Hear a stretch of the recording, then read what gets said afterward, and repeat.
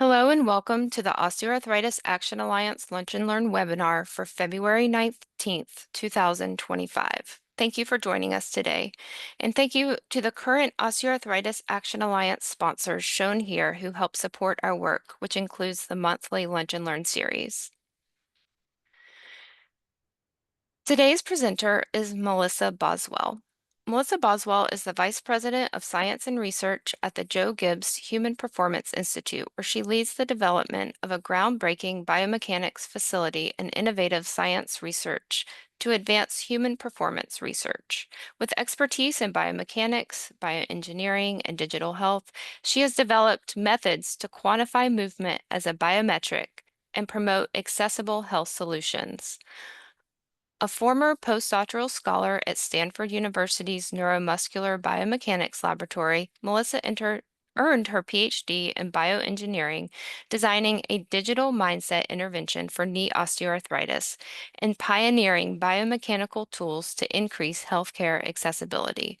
Melissa is also a leader in science communication, founding the Biomechanics On Our Minds podcast and organizing National Biomechanics Day at Stanford.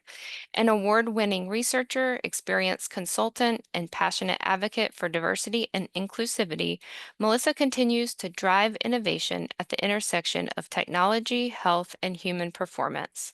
The title of today's presentation is Rethink Osteoarthritis: How Digital Mindset Interventions Improve Physical Activity Engagement and Empower Knee Osteoarthritis Management. Welcome, Dr. Melissa Boswell. Hey, thank you so much for the introduction, and I'm really excited to be here today and share some of my work that was carried out at Stanford University throughout my PhD and also my postdoc. I sharing a little bit, listening to that background, I know there's a lot in, my background really is in biomechanics. And as I was a PhD student, we were designing an intervention to change the way individuals with knee osteoarthritis were walking to help improve pain. And we're successful in improving pain, but interestingly, we were also collecting physical activity data. And with this decrease in pain, there still wasn't an increase in physical activity. And in all the papers I was reading, there was this pain tended to come up as the strongest reason that individuals with osteoarthritis were not active.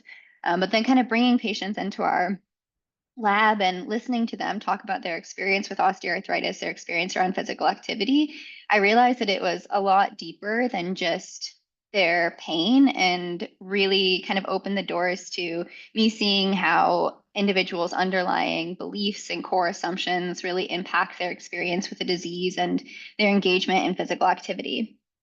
So with that, I started working with a professor in the mind and body lab at Stanford, Professor Aaliyah Crum, who studies mindsets around health. And together we developed and tested a digital mindset intervention to help improve physical activity levels and symptoms in individuals with knee osteoarthritis, and then tested this in a randomized clinical trial. So it's well known that physical activity has a host of benefits for individuals with knee osteoarthritis, both for their osteoarthritis itself, but also in general for physical and mental health and well-being. But physical activity levels in this population are lower than those without osteoarthritis.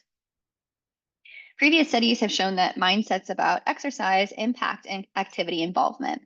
And in general, mindsets are core assumptions about a domain that orient individuals to particular attributions, expectations, and goals. And these mindsets help individuals simplify complex information so that they can then decide how to act. So in the context of exercise, the mindset that exercise is pleasurable and relaxing versus unpleasant and stressful will likely lead to somebody wanting to engage in physical activity. The exercise mindset is a 7-item inventory scored on a Likert scale that measures this. And this slide shows a few examples of the items on the survey where an individual ranks how they feel about exercise, from descriptors like difficult to easy, and with options in the middle. And studies have shown on healthy participants that shifts to a more adaptive exercise mindset lead to higher engagement in physical activity. which made me wonder if it could be a useful construct for improving physical activity levels and perhaps even osteoarthritis symptoms in the knee osteoarthritis population. So I wanted to test whether a brief digital intervention can improve mindset, pain, physical activity levels, and other variables in individuals with knee osteoarthritis. To develop this intervention, I took an iterative mixed methods approach consisting of using the results of a quantitative cross-sectional survey that confirmed a relationship between mindset and activity level in knee osteoarthritis patients, as well as semi-structured interviews with patients, mindset theory, and multidisciplinary expertise. I use patient feedback to iterate on the intervention and pilot testing to refine the content before the clinical trial. So this was a several-year process of just starting with understanding that and confirming that there is a relationship between mindset and physical activity levels, starting to draft out content, getting patients with knee osteoarthritis involved in developing this content, developing the videos as well, and then testing that, and just kind of repeating that throughout, continuing to repeat that process until we developed an intervention that we were excited about and seemed to resonate well with individuals with osteoarthritis, which led to this program that we named Rethinking Osteoarthritis. So this program has 4 modules, each with a series of short films and reflective activities. And in each module, we have experts on the topic share the latest research. We have individuals with osteoarthritis share their experiences and use animations and B-roll footage to help instill the ideas we're conveying. So Module 1 educates about osteoarthritis and the common misconceptions surrounding it. Module 2 teaches what type of exercise is beneficial for improving osteoarthritis symptoms and the benefits of movement, even beyond helping with osteoarthritis. Module 3 implicitly targets the exercise mindset, and it presents the opportunity to rethink physical activity as something we want to do because it's fun and it's social and relaxing, as opposed to boring or stressful. And then in the final module, we take what we call a meta mindset approach. And in this approach, we explicitly talk about what mindsets are. And while they're not right or wrong, they do have an impact. And then at the end, we conclude with tools for adopting more helpful mindsets about osteoarthritis and exercise. And I'll share a clip of that with the sound so you can get a better understanding of the tone of the intervention. But the important thing to remember is that the mindsets we hold or choose to hold can make a difference. So empowering yourself with a mindset that osteoarthritis is manageable or even an opportunity can help revitalize you with energy to engage in the tools you need to manage your osteoarthritis. And as a result, your body can become inspired to function as well as it can and improve your overall health. The advice I would give to someone recently diagnosed with osteoarthritis is that it doesn't define them, and to think about it as a new opportunity to try new activities that they might not otherwise have tried.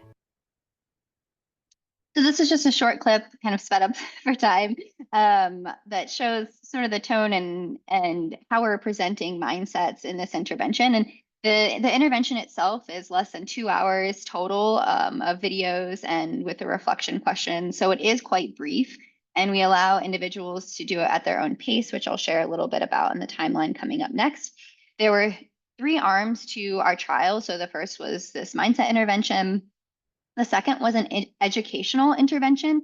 And so this mirrored the digital format in the number of videos, the timing of the videos, the number of reflective questions, et cetera, but it lacked the mindset-oriented content. So this served as a really rigorous active control to directly assess the mindset component's impact because it mirrored the mindset intervention so closely in all other ways other than directly addressing mindsets. In terms of the timeline, so this was done completely remote. So individuals were screened online, they were consented for the study and enrolled. And then 1 to 2 weeks later, they completed a baseline evaluation. And then in the week following, they were randomized to one of those 3 groups. And then they had access to the content or information to that group. So for the survey-only group, individuals just completed the surveys, and then for the other 2 interventions, they had 1 week to complete the intervention at a self-selected pace. So we suggested 1 module a day or every other day, but we really just let individuals do it at their own pace. And then immediately following that intervention, they completed a survey on their mindsets, which was the first primary outcome measure. And then a month later, completed another follow-up with the additional primary outcome measures of pain and physical activity. And they also completed, in this survey, there were several other secondary outcome measures, which I'll share as well. So here are the results of the change in the exercise mindset from baseline to post-intervention. And this is presented with Cohen D for the within group change next to each line. And then the p-values were determined from independent sample t-tests, comparing those changes between the groups. And we saw a significant improvement in the exercise mindset in the mindset intervention group compared to both the education and the survey group, which is what we are hoping to see here, showing that our intervention did positively shift this mindset. In terms of pain, we saw a slight decrease in pain in the mindset group. However, this did not reach the significance threshold of 0.05. It was close to that compared to the survey only group, but not in the education group.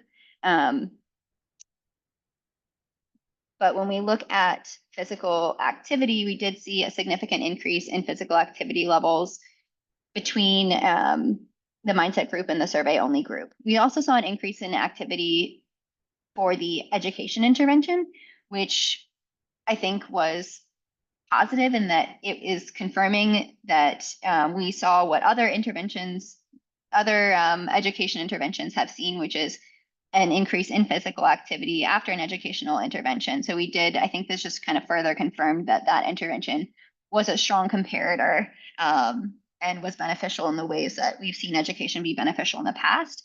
But this we saw a 29-point increase in the physical activity scale for the elderly, which is what we use to capture this physical activity levels between the mindset group and the survey only group, which corresponds to increases in both walking and light exercise from seldom for less than an hour per day to sometimes for 1 to 2 hours per day. And here are the results of our secondary measures. And this is where I think it starts to get really interesting. So we captured things like knee osteoarthritis knowledge, perceived need for surgery, physical health, mental health, fear of movement, and pain self-efficacy. And for all of these measures, we saw that the mindset intervention had a significant improvement compared to just doing the survey. But we also saw a significant increase going above and beyond just the education intervention. And these, this is presented in percent of total possible score, but these are really important psychological factors, particularly fear of movement and pain self-efficacy have been seen as predictors for long-term adherence to physical activity. We also captured a individual's management strategies, and we saw a decrease in the use of pain medication in the mindset group and an increase in using physical activity and exercise, as well as individuals' mindsets for managing their strategies, which was also really interesting and exciting to see. And I think really highlights the power of using individuals' mindsets, kind of going above and beyond just education alone. And to kind of show some reaction to it or sentiments about the intervention, I included a quick clip of some individuals who completed the mindset intervention. Exercise done correctly is not going to worsen it. That was another big thing that I learned from that. Rather than exercise, think of it as play, fun. You're engaging your body in a good way. You know, you think about it to yourself. Oh man, this is gonna get worse. But that was me doing that to myself. And that part of what the video said about your mindset. Once your mindset got right, I was like, no, I'm still pretty good. I'm still can do this. I think the videos have really helped me with my mindset, and that I'll be able to change my mindset and exercise and become healthy and strong as I need to be. So in 6 months, I'll drop you a line and say, guess what? No surgery. Guess what? I'm hiking up and down those hills. So this is really, really cool to see. I know it's more qualitative, but we also allowed individuals to sort of free form write their experiences with this intervention. And what was interesting, I think, in the differences that we saw in the education versus the mindset intervention was a lot more sentiment around their hope regarding having osteoarthritis and their optimism for the future and ways that they hadn't felt in a long time. So it is really exciting to see the potential for this intervention. I also wanted to briefly mention that as an exploratory measure, I had participants submit at-home videos of the 5-repetition sit-to-stand test, which I process on sit-to-stand.ai. And I led this development of this web app that detects joint locations from 2D video and calculates metrics like test time and joint angles. And in a previous study showed that trunk angle extracted from these tests, so how far forward individuals lean when they go from sitting to standing, actually predicted osteoarthritis. And so I was excited to include it here for a longitudinal evaluation. This study was published recently in MPJ Digital Medicine, and we will be sharing a link to that after this talk. These results weren't presented there. And I still have some analysis to do and more of this biomechanics side. But all of the data for this is packaged with the data from the entire study, which is something to mention in the link we'll share out to the publication. All of the data is freely available to do additional analyses or replicate our findings. So overall, our randomized clinical trials showed that a digital mindset intervention effectively enhances mindsets and improves physical activity levels and psychological outcomes in individuals with knee osteoarthritis. And future research could explore synergies with complementary behavioral strategies such as structured exercise and behavioral feedback to further enhance patient engagement and knee osteoarthritis management outcomes. And the study underscores the potential of rethinking osteoarthritis as an accessible and cost-effective tool for improving knee osteoarthritis management. I want to quickly say thank you to the Stanford Mind and Body Lab and the Stanford Neuromuscular Biomechanics Lab, as well as all of my funding at that time. And then all of the individuals that either supported this study or participated in this study, in particular, the individuals with knee osteoarthritis that participated in the videos and gave us a lot of feedback along the way. So in terms of what's next, I really want to get this intervention out into the world. It seems like it can be a really valuable tool for individuals. And so I'm currently working on, I started a company, Rethinking Osteoarthritis, and working on obtaining the licensing from Stanford so that we can commercialize it and make it available to individuals with knee osteoarthritis. For right now, we'll send out a link to this, but if you're interested in staying updated on where that's at or being notified when the intervention is available, I have a link to a wait list for that, as well as my information here. We are going to start working on getting FDA approval for that so it can potentially be prescribed. But if anyone has ideas for how to get an intervention like this out into the world, I'd be really happy to hear any advice and really looking forward to any questions that you may have. And thank you for listening. Thank you so much for that talk, Melissa. It's really, really exciting to hear the work that you're doing, and there's lots of rich data, and then of course this great program that will soon be available. And we hope that you'll consider putting it forward to be considered as an arthritis appropriate evidence-based intervention when you get to that point. But again, thank you so much for that presentation. We do have time for questions, so those of you in attendance, feel free to type any questions for the speaker into the chat and I will read them aloud. I have a few questions myself, so while we're waiting for those to come in from the audience, I'll ask you a few questions, Melissa. Okay. First of all, was wondering if you had looked at any, in your study of the Digital Mindset app, if you had looked at any participant characteristics and whether you could tell if there are specific patients that might particularly benefit from this type of intervention. Yeah, that's a great question, and something that I'm really interested in looking into more. It was interesting, I think, to have sort of the open-ended questions about individuals' experience with this intervention, because you could see a big difference, especially, both going into the intervention and after the intervention, in terms of how open people are to a mindset intervention. And I think this is shaped by a lot of things, from their, childhood to adult experiences to their experiences with their doctors, et cetera. We haven't done a quantitative analysis to look into this, but because all of the data is now freely available, I think it would be something that would be really worth investigating. And this mindset group that I worked with is also investigating sort of mindset primers to try to help individuals kind of be more open to an intervention like this before starting it, which I think could be really interesting to investigate as well. And kind of a follow-up question to that is related to physical activity itself. Were participants asked to do specific activities? So kind of as a two-part question, were they asked to do a specific exercise or physical activity regimen? And part two of that is how would you see this intervention fitting in with, say, existing physical activity programs for people with arthritis? Yeah, great question.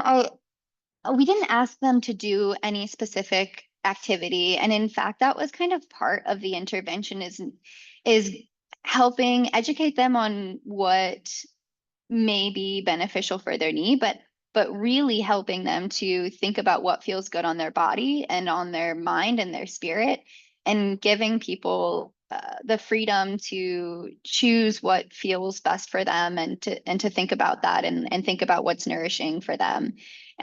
So while we did try to educate and help them, give them many different ideas for activities to do, and also how to make activities, or say like physical therapy exercises and things like that, more fun. We really wanted individuals to pick what they felt is best for them, and encourage them to try new things if they maybe have only been trying something in particular in the past. So the way I see it fitting into, it definitely is not a replacement, because we don't have any exercise prescriptions. But I think it's really useful on its own, but then also perhaps before or during, physical therapy or prescribing exercise, it could be helpful for individuals to kind of change their mindset about what that experience could be like, to improve, how they're thinking about it, if they're enjoying it, and yeah, if there are ways for them to make that experience better, versus, just kind of getting exercises and feeling like it's sort of this mundane task that they have to do. How can they use it to really, feel more empowered? And Lee Callahan, just as you were saying that, put into the chat, would you see this being used before someone embarks on an arthritis appropriate physical activity intervention? Is that kind of a good segue into that program? Yeah, exactly. I think it would be really useful before, because I think it also touches on, what happens when you face challenges when you start to do physical activity intervention, like pain or just not enjoying it, things like that, where we help individuals, not telling them how they should think about it or what mindset they should have, but just having them reflect on what mindset they have, and what they could do or what they can think about to help them prepare themselves when they face challenges, like pain, and how to think about that. And just encouraging, again, like listening to their own bodies, and sort of helping them feel like they can take charge of their journey. So a sense of awareness is a big part of it, and that's a kind of a question that we just received. So first question, how was physical activity measured in your study? And do you think that being aware that their physical activity was being tracked also played a motivational role in the increase in physical activity that you saw? Yeah, interesting question. So we measured it just by the physical activity scale for the elderly. We also asked them to, if they had an activity tracker, to input their step count. which did increase in the mindset group. Their number of reported steps significantly increased relative to the educational group, actually. I think being aware of physical activity being tracked could play a motivational. I mean, it has been shown, right? Setting those goals and keeping track of physical activity that in itself can increase physical activity because it was consistent throughout all three groups. I think it's safe to say that the mindset intervention still had a big role beyond that. But I think it's important too for individuals to recognize, where they were at and, how far they have come and all of that. So I think it could have had an impact, but I don't think it would necessarily affect the outcomes of the study. Great, thank you. We have lots of good questions coming in. I'm going to ask you one more question about the Mindset app, and then I'm going to switch. There are a couple of questions about the sit to stand research you did. So last question about that Mindset app. In the video educational material part 1, learning more about osteoarthritis, were there any recommendations about diet or weight or BMI? And by the way, thanks for a great presentation. Thanks. Yeah, another good question. And we actually had individuals say that they wish that there was maybe more information about that, but we briefly covered it in terms of general recommendations for knee osteoarthritis. We did not make, similar to exercise, we didn't make very specific recommendations, and we didn't dive deeper into diet, but actually there are researchers doing really interesting work on mindsets about food and diet. And I think that could be really interesting to look at in this population as well, and a potential, addition to these modules on exercise. Great, thank you. It does seem like in all of the studies and interventions that we've been involved in, people are just very interested in that diet and weight management advice. So yeah. So a couple of questions about the Sit to Stand app. First, is it an app that can be used in research when investigators are using Sit to Stand as an outcome, but want to do assessments remotely?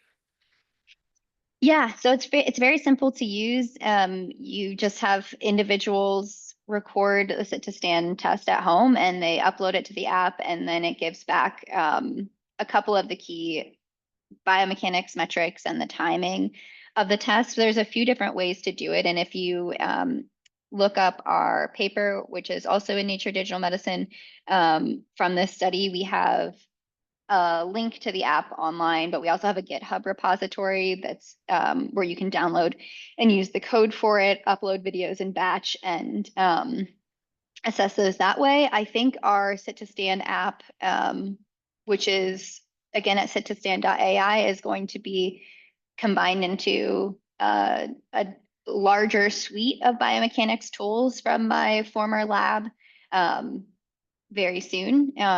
But yes, it can be used as an outcome assessment. It was used in a recent study on balance in older adults. And so it's really interesting to see it there. And I'm excited to see how it can be used in the future for remote assessment. That's great. And it's exciting to see how much data that you are sharing publicly. So thank you for those efforts. All right, we'll end here with one last question, again related to the Sit to Stand app. How do you control for individuals who also have low back pain if you are looking at that part of the frame when predicting osteoarthritis? Yeah, a good question. There's a lot of variables to control for when thinking about how an individual moves. In our initial study, when we were predicting the osteoarthritis, we didn't control for low back pain. We did control for age, sex, BMI, and sit to stand time. But I think we also collected data on low back pain, and I think that would be a really interesting thing to look at with that data. So we can't really, I collected it so we could control for it. We didn't, but I agree that would be an important thing to look for. I think with the digital nature of the test, we had close to 500 individuals participate, I think, which allowed us to kind of overcome some of the noise and potential confounding factors and things like that. But it would be interesting to look at that in the future. Well, Melissa, thank you so much for this talk. It was really very interesting and exciting to hear about these wonderful tools, and also knowing that you are hoping to bring your Mindset app to market and to make it available to patients. So we'll look forward to hearing more about that. And I just want to thank everyone for attending today. And I will remind you to sign up for our March 19th webinar. And its title is Beyond the Field, Living with a Chronic Burden After an ACL Injury, which will feature Dr. Chris Coons. So thank you so much. That concludes our presentation today. I hope everyone has a wonderful rest of your day. Thank you.